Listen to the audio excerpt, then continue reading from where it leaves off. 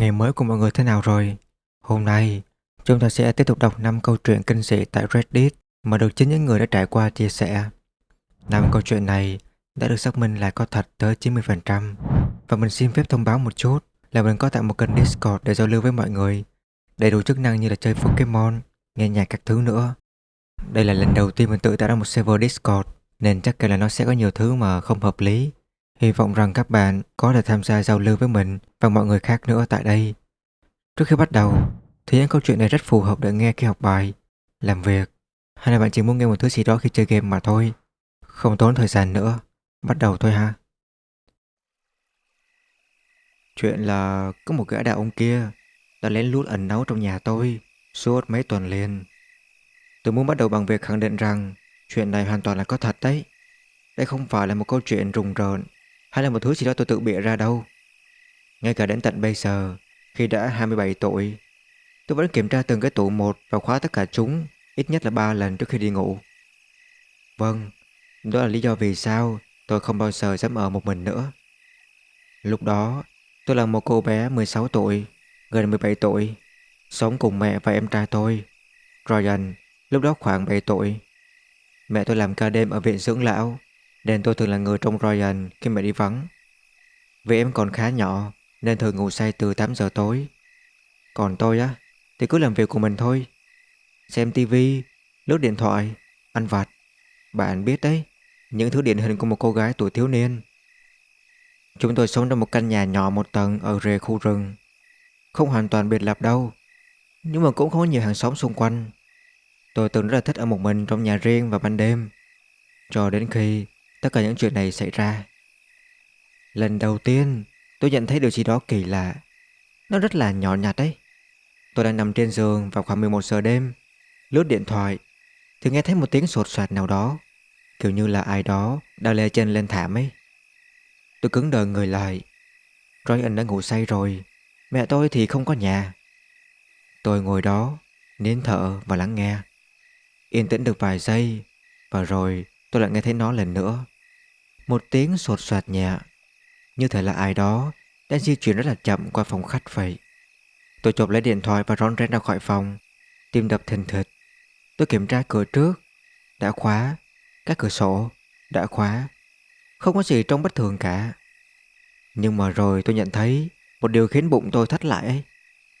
Tủ quần áo ở hành lang kia đang mở, chỉ là hé một khe thôi. Chúng tôi không bao giờ để mở tủ đó cả. Không bao giờ. Tôi đứng đó trong một giây, toàn thân căng thẳng. Tôi muốn quay lại và vào phòng mình, nhưng mà cái đầu ngu ngốc của tôi quyết định rằng phải kiểm tra thử. Tôi mở toang cửa ra. Không có gì cả, chỉ có áo khoác và giày dép. Tôi nhớ mình đã tự cười nhạo bản thân mình. Tôi chỉ đang bị hoang tưởng mà thôi. Dù vậy, tôi vẫn khóa cửa tủ quần áo lại trước khi quay lại giường. Vài đêm sau, tôi bị tỉnh giấc lại không rõ lý do. Lúc đầu ấy, tôi không biết tại sao cả. Và rồi tôi nhận ra mình có thể nghe thấy tiếng hít thở. Tôi nằm đó hoàn toàn bất động, toàn thân cứng đờ lại vì sợ hãi. Tiếng thở kia không phát ra từ hành lang, cũng không phải từ bên ngoài nữa, mà là từ bên trong phòng tôi. Tôi chụp lấy điện thoại, tay run rẩy và bật đèn pin lên. Tôi rọi đèn xung quanh, không có gì cả. Căn phòng trống rỗng, tủ quần áo thì đã đóng lại rồi. Tôi hầu như là không ngủ được chút nào cả trong phần còn lại của đêm. Sau đó, tôi bắt đầu cảm thấy kỳ lạ suốt cả ngày. Như thể tôi đang bị theo dõi vậy. Như thể bất cứ khi nào tôi quay lưng lại ấy, ai đó đang lấp ló ở đâu đó, nhìn trộm quanh góc. Tôi nói với mẹ rồi, nhưng mẹ tôi chỉ gạt đi thôi. Và rồi khoảng một tuần sau, mẹ đánh thức tôi khi về nhà sớm từ chỗ làm. Mẹ trông lạ lắm. Mẹ hỏi tôi rằng tại sao cửa sau lại không khóa. Và tôi đảm bảo với mẹ rằng tôi đã khóa nó rồi. Và mẹ nói với tôi rằng nó không khóa. Và mẹ vừa phải khóa lại đấy. Tôi biết chắc chắn rằng là tôi đã khóa nó vào đêm hôm trước. Nhưng mà tôi không dám cãi lời mẹ. Đêm đó tôi rất là cảnh giác. Tôi khóa cửa phòng ngủ lại và cầm điện thoại trong tay, đề phòng mà thôi. Tôi tỉnh giấc lại vì nghe một tiếng hít thở và cái cảm giác mà ai đó đang theo dõi mình ấy. Toàn thân tôi lạnh toát. Tôi ngồi dậy, gần như là không thở nữa, và lắng nghe. Tôi nhận thấy cửa tủ quần áo mình đang mở. Điều này cũng rất là kỳ lạ. Tôi bật đèn pin lên và vừa kịp lúc nhìn thấy nó mở thêm một chút nữa. Và đó là lúc tôi nhìn thấy hắn ta. Tôi thề với bạn luôn ấy, có một gã đàn ông kia đang ngồi xổm trong tủ quần áo của tôi. Da của hắn trắng bệch, tóc nhờn và rối bù. Hắn quá gầy, như thể đã không ăn trong nhiều tuần đấy. Và hắn đang cười toét toét lại với tôi. Tôi thậm chí không nhớ mình đã ra khỏi giường như thế nào nữa. Một giây trước tôi còn đang nhìn chằm chằm vào hắn ta. Giây tiếp theo tôi đã đóng sầm cửa lại và chạy sang phòng của Ryan. Ryan tỉnh dậy khóc thét lên khi tôi túm lấy em và chạy ra khỏi nhà. Tay tôi đã bấm số 911. Cảnh sát đến rất nhanh. Họ tìm thấy hắn ta vẫn còn trong tủ quần áo của tôi. Hóa ra hắn đã sống trong khoảng không gian dưới sàn nhà của chúng tôi suốt mấy tuần liền luôn ấy. Hắn đã vào nhà qua một lỗ thông gió lỏng lẻo ở tầng hầm và lại vào nhà nữa vào ban đêm, xem chúng tôi ngủ, lấy thức ăn nữa khi chúng tôi không để ý. Nhưng mà điều tồi tệ nhất khi họ lôi hắn ra, họ tìm thấy một cái thứ gì đó được giấu sau áo khoác của tôi, là một con dao. Cảnh sát nói rằng là hắn ta có lẽ đang chờ đợi thời cơ thích hợp ấy. Tôi cố gắng không nghĩ đến chuyện gì xảy ra tiếp theo nữa nếu tôi không tỉnh giấc vào đêm hôm đó. Tôi thề rằng chuyện này nè đã thực sự xảy ra đấy, và nó ám ảnh tôi đến tận ngày bây giờ nữa cơ. Vậy nên gửi đến gã đàn ông kia trong tủ quần áo của tôi. Mong rằng chúng ta đừng bao giờ gặp lại nhau nữa nhé.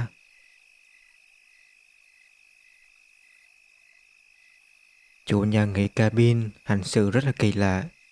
Tôi đã phải rời đi khi thấy một chiếc ghế có dây thừng trong phòng ngủ của chính mình. Tôi đang xem một cái video trên YouTube.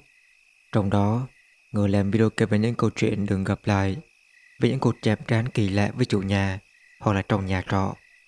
Điều này khiến tôi nhớ đến một cái chuyện đã xảy ra với tôi khoảng vài tháng trước. Tôi muốn miễn trừ trách nhiệm nha. Câu chuyện này có thể là không đáng sợ lắm bằng những câu chuyện khác trên subreddit này. Nhưng mà việc xem những video dạng đó quá nhiều ấy khiến tôi trở nên hơi hoang tưởng. Đó là lý do tại sao tôi quyết định rời khỏi nhà nghỉ cabin đó, thay vì mạo hiểm trở thành nạn nhân trong một câu chuyện tội phạm có thật. Như tôi đã nói, chuyện này xảy ra vào khoảng năm trước. Nếu tôi nhớ không nhầm thì vào khoảng tháng 1 hoặc là tháng 2 năm 2024. Tôi đang đến thăm một gia đình ở miền Nam nước Pháp và không muốn ở lại nhà họ tí nào cả, mặc dù họ đã mời tôi. Vì lý do cá nhân mà thôi, mà tôi sẽ không chia sẻ tại đây đâu. Lưu ý rằng tôi đến thăm nhà họ khá thường xuyên và thường là vào buổi đêm. Vì vậy, tôi sẽ không bao giờ đặt nhà nghỉ cùng một chỗ, và đôi khi tôi sẽ đặt phòng khách sạn luôn cơ. Đắt hơn một chút nhưng mà tốt cho tôi, vì tôi không nhất thiết phải muốn giao lưu với chủ nhà tí nào cả. Ngay cả khi tôi đặt nhà nghỉ qua đêm ấy, tôi sẽ luôn tìm kiếm một căn hộ hoặc là căn hộ dạng studio, chứ không phải là một cái phòng trong một căn nhà, một căn hộ mà người khác sống trong đó. Vì tôi muốn ở một mình mà thôi.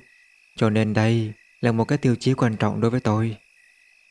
Vì vậy, tôi đặt nhà nghỉ cabin này với khoảng cách khá gần đến nơi mà gia đình tôi ở, và nó trông rất là đẹp trên giấy tờ.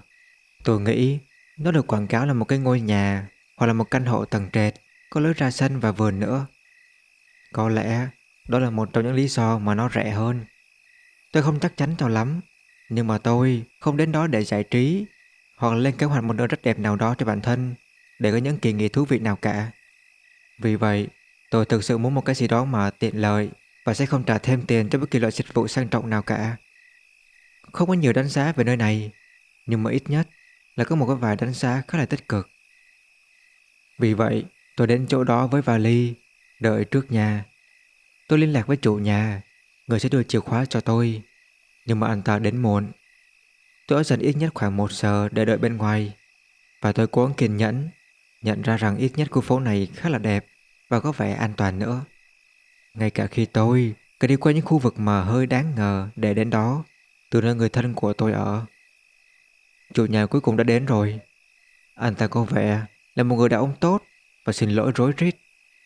Nói rằng anh ta đang ở một thị trấn khác nữa, đến thăm anh em họ hoặc là bạn bè, và thời gian trôi qua nhanh hơn dự định. Red flag đầu tiên đây.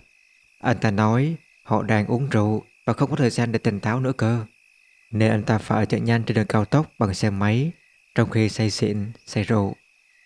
Anh ta dừng lại và nửa đùa nửa thật rằng yêu cầu tôi là đừng nói điều đó nữa nếu tôi có đánh giá dịch vụ nhà nghỉ này trên Google. Tôi trở nên nghiêm túc hơn một chút và nói với anh ta rằng anh ta không để uống rượu và lái xe. Nhưng mà anh ta nói rằng là anh ta thực sự không muốn khiến tôi phải đợi thêm nữa. Tôi nói với anh ta rằng tôi sẽ không nêu điều đó đâu trong đánh giá của mình. Cảnh báo tiết lộ trước, tôi sẽ nêu đấy. Nhưng mà vì hiện tại đã đứng trước mặt của anh ta, nên tôi không muốn có gì đó mà không vui. Người đàn ông này hả? Nói chung là tốt và có vẻ đáng tin cậy. Rất là hay trò chuyện và cởi mở nữa để giao lưu. Và thành thật mà nói, tôi chỉ vui vì cuối cùng cũng có thể vào trong nhà và bỏ đồ đạc xuống mà thôi. Red flag thứ hai là khi mà anh ta nói với tôi rằng tôi sẽ sống trong một căn hộ nhỏ liền kề với ngôi nhà lớn hơn mà anh ta đang sống. Nhưng mà tôi không nên lo lắng đâu, vì tôi sẽ có một không gian riêng, phòng tắm riêng, nhà bếp riêng, vân vân.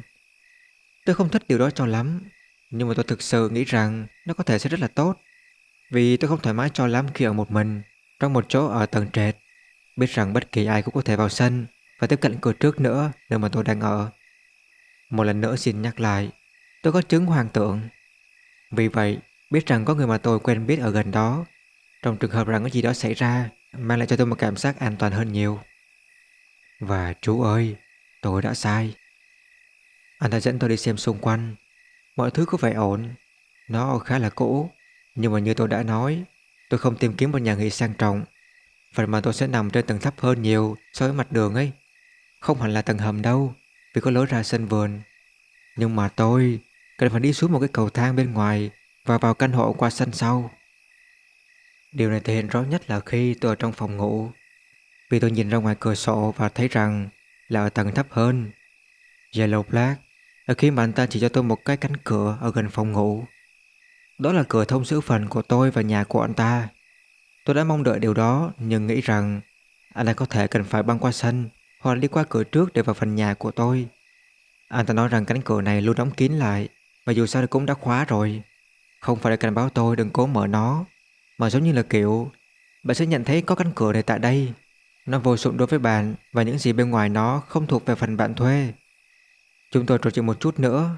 Quá lâu theo ý tôi, vì tôi mệt mỏi và cũng khá khó chịu nữa vì anh ta đến muộn và không có tâm trạng giao lưu. Anh đã đưa cho tôi một số điện thoại của mình, vì tính năng trò chuyện của nhà nghỉ cabin này không tốt cho lắm. Sử dụng WhatsApp dễ dàng hơn. Và sau đó anh ta rời đi.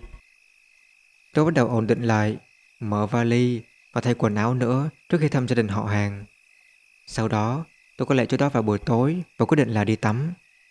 Nếu tôi nhớ không nhầm, những gì tôi nói tiếp theo đã xảy ra trước khi tôi định đi tắm nữa cơ. Vì tôi nhớ đã khóa cửa phòng tắm rồi, điều mà tôi không bao giờ làm cả khi biết mình ở một mình. Và tôi nhớ mình đã khá lo lắng khi đi tắm. Vì vậy, cờ đỏ lớn nhất trước khi đi tắm xuất hiện. Tôi đang ngồi trên giường và nghe thấy một tiếng gõ cửa và ai đó gọi tên tôi. 2 giây sau, trước khi tôi kịp trả lời hoặc thậm chí hiểu tiếng ồn này đến từ đâu, tôi nghe tiếng chìa khóa xoay trong ổ khóa với một cánh cửa mở ra. Như bạn có thể đoán được, đó là cửa thông nhau bên cạnh phòng ngủ. Người đàn ông kia bước vào và nói rằng anh đã không tìm thấy điện thoại của chính mình nữa, và liệu anh ta có thể để quên nó trong phòng tầng dưới này hay không. Tôi hơi sốc. Có lẽ vì nếu anh ta đến muộn hơn 10 phút mà thôi, có lẽ tôi đã khỏa thân rồi, sẵn sàng đi tắm, hoặc có thể đi lại trong khi đang đeo khăn tắm, vì tôi nghĩ là mình sẽ ở một mình mà thôi. Tôi biết có vẻ như tôi là một kẻ nhát gan, nhưng hãy nhớ rằng tôi là một người phụ nữ tương đối trẻ, ở một mình trong một ngôi nhà mới, với một người đàn ông ở độ tuổi khoảng 40 hoặc 50. Người có quyền kiểm soát bất cứ thời điểm nào mà anh ta có thể vào không gian của tôi, bất cứ lúc nào. Tôi vẫn lịch sự và cố nói với anh ta rằng là không, tôi không nhìn thấy điện thoại của anh ta. Tôi đã tìm thử rồi, thực sự là không có gì cả ngoài vali mở của tôi trên một chiếc ghế dài trong phòng ngủ. Anh ta vẫn bước vào, nói rất là nhiều và rất nhanh nữa, trong khi tôi ngồi tại đó, không hoàn toàn nhận ra rằng chuyện gì đã xảy ra nữa, và không có cơ hội nói yêu cầu anh ta rời đi. Anh ta nhìn quanh căn hộ và rõ ràng là không tìm thấy điện thoại. Sau đó, anh ta nói xin lỗi và có lẽ hỏi rằng mọi chuyện có ổn không, tôi đã ăn tối chưa, hay là đại loại thế, và sau đó rời đi. Vào thời điểm đó, tôi thực sự tự hỏi rằng liệu mình có nên ở lại hay không, vì tôi biết bạn chỉ được hoàn tiền nếu hủy trước 2 đêm. Tôi chỉ nghĩ rằng tôi sẽ mất tiền thôi, vì đêm đã bắt đầu rồi. Lúc đó là sau 11 giờ đêm, và đêm tiếp theo nữa. Biết rằng tôi đặt ít nhất là 4 đêm cơ. Tôi thực sự cần đi tắm, nhưng tự hỏi liệu mình có nên đi tắm hay không. Tôi cố gắng xem các phòng khách sạn nào trống không, nhưng đã quá muộn để đặt hoặc là hết phòng rồi. Tôi quyết định rằng đi tắm thật nhanh, tự hỏi rằng liệu anh ta có nghe thấy tiếng tắm hay không, và quyết định rằng anh ta đã quên thứ gì đó để kiếm cớ vào lại trong phòng. Không chuyện gì xấu xảy ra cả. Sau đó, tôi quay lại phòng ngủ, mặc quần áo nhanh nhất có thể để đề phòng, ngồi xuống và suy nghĩ. Tôi quyết định rằng tôi sẽ chỉ ở lại qua đêm thôi, và có lẽ tôi sẽ bớt hoang tưởng hơn vào buổi sáng nếu tôi vẫn còn sống. Đó là khi tôi nhận thấy những chiếc ghế trong phòng ngủ này nè. Có 2 chiếc, và một trong số đó có dây thừng buộc quanh tay vịn nữa. Những chiếc ghế này ở trong một trạng thái tốt, và sợi dây kia thì chắc chắn không có phải đeo ở đó để giữ cho tay vịn kia được cố định vào ghế cả, vì chúng khá là lỏng lẻo. Cho đến ngày nay, tôi vẫn không biết tại sao chúng lại ở đó nữa cơ. Tôi vẫn nghĩ rằng tôi đang ngủ tại đó chỉ qua đêm này mà thôi, và cố gắng dùng một chiếc ghế để chặn tay nắm cửa trong phòng ngủ, như là trong phim ấy. Nhưng mà các bạn ơi, điều này chỉ hiệu quả trong phim mà thôi. Tôi thử với cả 2 ghế rồi, cố gắng xếp chúng lên nhau, thậm chí cố sử dụng dây thừng nữa theo cách này hay cách khác. Tay nắm kia vẫn có thể hạ xuống đủ để mở cửa dễ dàng. Tôi nghĩ rằng ít nhất nếu tôi để chúng trước cửa, tôi sẽ nghe thấy nếu ở đó cố mở cửa nói. Nhưng mà cửa mở theo hướng ngược lại, và trong mọi trường hợp tôi không biết mình sẽ làm gì nữa, ngay cả khi tiếng ồn đánh thức tôi. Một lần nữa, tôi có chứng hơi hoang tưởng và lo lắng. Nhưng sống một mình tại nước ngoài, phương châm của tôi là không bao giờ mạo hiểm cho sự an toàn của bản thân mình cả. Vì chính bản thân tôi thường là người duy nhất có thể tự cứu mình mà thôi. Vì vậy tốt hơn hết là tránh xa mọi tình huống khó khăn đi. Không có nghĩa là tôi không bao giờ ra ngoài cả, nhưng mà tôi sẽ không say xỉn xung quanh những người mà tôi không tin tưởng. Và tôi sẽ đi taxi nếu tôi cảm thấy không an toàn khi về nhà một mình sau nửa đêm. Bây giờ tôi sống ở một thành phố khá là an toàn, nhưng mà đã có quá nhiều cuộc chạm trán tồi tệ. Rất may là không có gì bất thường cả đối với hầu hết phụ nữ, nếu như không cẩn thận đấy. Vì vậy, từ quan điểm bên ngoài, đây là một câu chuyện của ai đó đặt một cái nhà nghỉ cabin với những đánh giá tốt, với một chủ nhà tốt bụng và thân thiện. Người chỉ là quá cởi mở vì anh ta thích gặp gỡ mọi người mà thôi. Và những sợi dây kia chỉ là một chi tiết gì đó kỳ quặc. Nhưng đối với bản thân tôi, người hay lo lắng vào hoang tưởng của tôi, đó là tiền đề cho một câu chuyện kinh dị hoặc giật gân, nơi mà bạn hét vào mặt nạn nhân rằng mày thật là ngu ngốc và phải mau chóng rời đi càng sớm càng tốt trước khi gã kia quay lại. Vì vậy, tôi quyết định gọi cho anh trai của mình, người đến đón tôi vào khoảng nửa đêm, để tôi ở lại chỗ của anh ta trong phần còn lại của thời gian lưu trú. Sau khi tôi tố cáo hành vi bạo lực gia đình và khiến anh ta bị bắt, bạn trai cũ của tôi đã thuê người đến để hãm hại tôi. Tôi đã hẹn hò với gã ta khoảng 2 năm rưỡi, và hắn suýt nữa đã giết chết tôi. Hắn bạo hành tôi về cả thể xác, tinh thần lẫn tình dục, đủ mọi kiểu. Lần cuối cùng mà hắn ta làm hại tôi là vì tôi nói với hắn ta rằng tôi sẽ chuyển đi và sẽ có bạn cùng phòng nữa. Hắn không thích điều đó. Hắn bóp cổ tôi 2 lần và đấm vào mặt tôi. Tôi trốn thoát và gọi cảnh sát. Hắn bị bắt vài ngày sau đó. Tuy nhiên, cho đến lúc đó, hắn vẫn đang xúi giục tôi phải đến cơ quan thực thi pháp luật và khai rằng tôi tự đánh chính mình, và hắn không thực sự bóp cổ tôi, rằng chính tôi đã ngừng dùng thuốc tâm thần và bị một cơn loạn thần vào đêm đó. Tại phiên điều trần đầu tiên, tôi rút lại lời khai và nói với thẩm phán tất cả những lời nói dối mà bạn trai cũ của tôi đã bảo tôi nói. Thẩm phán tin tôi và hắn được ra khỏi tù, nhưng mà hắn vẫn bị giam giữ lại ở quận hay gì đó tương tự như vậy. Trước khi hắn được thả, tôi đã quay lại cơ quan thực thi pháp luật sau khi lấy lại được sự tỉnh táo và nói lại sự thật. Và một phiên điều trần nữa được lên lịch. Chắc chắn rằng bạn trai cũ của tôi đã được thông báo lý do tại sao một phiên điều trần khác được lên lịch nữa. Hắn là một thành viên trong một băng đảng. Tất nhiên, tôi sẽ không nói là băng đảng nào đâu. Và như đã đề cập trước đó, lúc này tôi đã chuyển đến nhà mới với bạn cùng phòng của tôi nữa. Nhưng mà trước khi hắn bị bắt, hắn đã hỏi tôi rằng tôi sẽ chuyển đến đâu, và tôi nói với hắn ta góc đường nào có ngôi nhà mà tôi đang ở ấy. Thật sự là ngu ngốc. Chà, bạn trai của bạn cùng phòng với tôi vào thời điểm đó Chúng tôi quen toàn những người tuyệt vời, phải không? Và anh ta đã thông báo rằng nhà tôi đã bị băng đảng của bạn trai cũ tôi đánh dấu, và điều đó đã thành sự thật. Một buổi sáng khoảng 6 giờ, bạn cùng phòng tôi và bạn trai cô ấy nữa đang ngồi trong xe của cô ấy ở lối đi với đèn tắt. Tôi đang ngủ trong nhà. Một chiếc xe sau đó dừng lại trước nhà tôi, chặn lối đi, ngăn bạn cùng phòng của tôi lái xe ra. Chiếc xe bí ẩn đó đầu chặn lối đi trong vài phút trước khi một người đàn ông bước ra khỏi ghế hành khách và bắt đầu đi thẳng lên lối đi đến hiên nhà tôi. May mắn thay, bạn trai của bạn cùng phòng của tôi có súng bên mình, và khi anh ta thấy một người đàn ông đi về phía nhà cửa trước, anh ta bước ra khỏi xe cùng bạn cùng phòng tôi và khoe súng với người đàn ông đó. Người đàn ông kia nhìn thấy và chạy trở lại xe. Sau đó xe phóng đi. Có lẽ vài tuần sau, tôi lái xe đến một trạm xăng gần nhà, cách nhà vài con phố sau khi mặt trời lặn. Tôi đang mua một cây vape hay gì đó vì tôi đang đi bộ trở lại xe của mình từ trạm xăng. Có một người đàn ông kia trong cùng chiếc xe đã đậu trước nhà tôi dừng lại bên cạnh tôi và bắt đầu hét lên điều gì đó.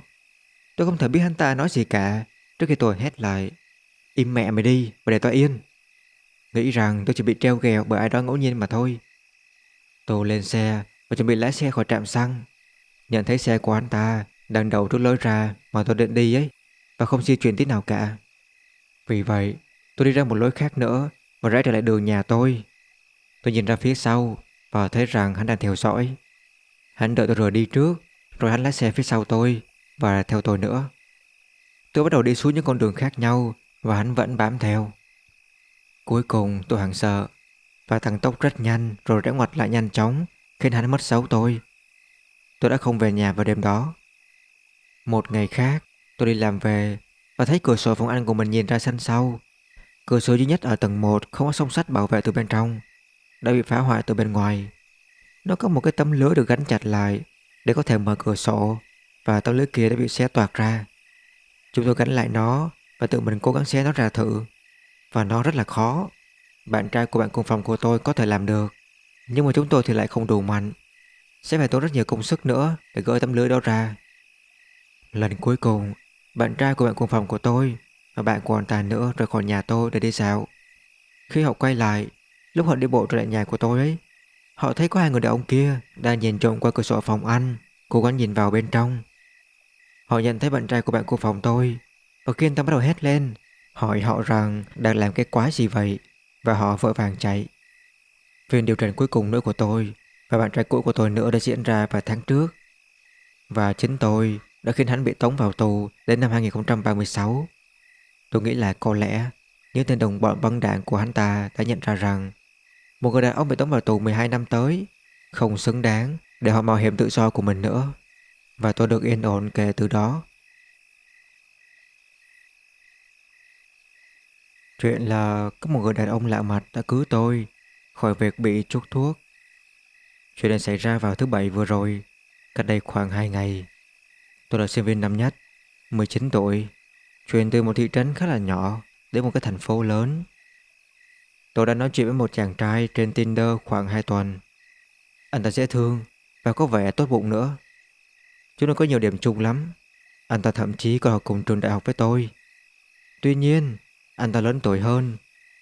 Anh ta đã có bằng cử nhân rồi và hiện tại đang học cao học.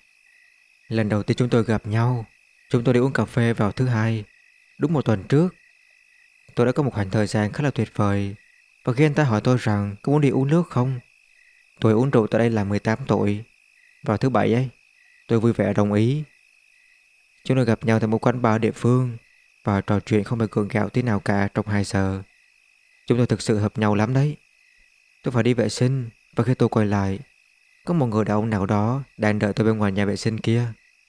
Anh ta dừng tôi lại và nói với tôi rằng người đàn ông ngồi cạnh bàn của tôi đã bỏ thứ gì đó vào đồ uống của tôi, và hỏi tôi rằng có muốn anh ta báo cảnh sát hay không.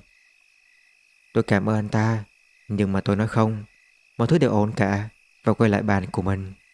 Tôi thực sự thích chàng trai đó và muốn tin rằng người đàn ông lạ mặt kia chỉ đang trêu chọc mà thôi. Tuy nhiên, tôi không muốn mạo hiểm. Vì vậy, tôi nói thẳng với anh ta rằng những gì đã xảy ra. Tôi nói như sau: Xin lỗi, điều này nghe có vẻ điên rồ một chút. Nhưng mà sau khi em rời khỏi nhà vệ sinh ấy, có một người đàn ông lạ mặt nói với em rằng là anh đã bỏ thứ gì đó vào trong đồ uống của em. Anh ta cười và nói điều đó thực sự là điên rồ, như thể chúng tôi hiện tại để cùng nhau cười khúc khích về tình huống này vậy. Anh ta không hề nghiêm túc về chuyện đó. Tôi xin lỗi và nói rằng tôi không nghĩ anh ta làm điều đó đâu, hoàn toàn không. Nhưng mà tôi sẽ yên tâm hơn nhiều nếu anh ta uống cạn đồ uống của tôi, để tôi biết rằng người đàn ông lạ mặt kia có đang trêu chọc tôi hay không. Vì chưa bao giờ có chuyện gì như thế này xảy ra với tôi trước đây cả. Tôi lại xin lỗi và nói rằng tôi sẽ trả tiền đồ uống nữa, và tôi rất tiếc vì đã làm tình huống hiện tại trở nên khó xử. Anh ta nói rằng điều đó hoàn toàn không thành vấn đề. Anh ta chỉ cần đi vệ sinh một chút mà thôi. Tôi đợi. Sau 15 phút, tôi nhận ra rằng anh ta sẽ không quay lại. Tôi đợi thêm một chút nữa, và sau nửa tiếng, tôi trả tiền và về nhà. Khi về đến nhà, tôi kiểm tra Tinder và thấy rằng anh ta đã xóa tài khoản rồi. Được rồi, có lẽ anh ta nghĩ tôi điên rồ tới mức buổi hẹn hò của chúng tôi đã khiến anh ta xóa ứng dụng. Tuy nhiên điều đó vẫn làm tôi bận tâm. Tôi tìm kiếm anh ta trên Google và không tìm thấy gì cả. Hôm nay, tôi đến văn phòng hồ sơ tại trường đại học của mình và hỏi rằng liệu có người nào tên như vậy đang học tại đây không. Người phụ nữ làm việc tại đó nói với tôi rằng đó là thông tin riêng tư mà cô ấy không thể chia sẻ. Sau đó, tôi hỏi liệu có người nào tên như vậy không đã từng lên bằng đại học từ trường đại học này ấy. Cô ấy tra cứu và nói với tôi rằng là không, không ai tên như vậy cả đã từng lấy bằng ở đây. Anh ta đã nói dối tôi. Anh ta nói với tôi rằng anh ta hiện tại đang học bằng cử nhân tại trường đại học của tôi. Anh ấy không hề học tại đó. Hoặc có một khả năng khác nữa. Anh ta nói với tôi một cái tên xạ. Bây giờ thì tôi chắc chắn rằng là anh ta hiện tại có ý định xấu xa và đã bỏ thuốc vào đồ uống của tôi. Tôi đã quá may mắn khi có người nhận ra. Tôi không biết anh ta sẽ làm gì cả nếu tôi uống thứ đó nữa. Và tôi cũng không thực sự muốn biết. Tôi vẫn còn hơi rùng mình về tình huống này. Tôi đã xóa Tinder rồi và tôi rất mừng vì tôi đã không cho anh ta số điện thoại hoặc là địa chỉ của mình nữa. Anh ta đã đề nghị đón tôi và tôi đã khéo léo nói là không, nhưng lại ngu ngốc nói với anh ta rằng quán cà phê mà chúng tôi gặp nhau có thể đi bộ đến căn hộ của tôi.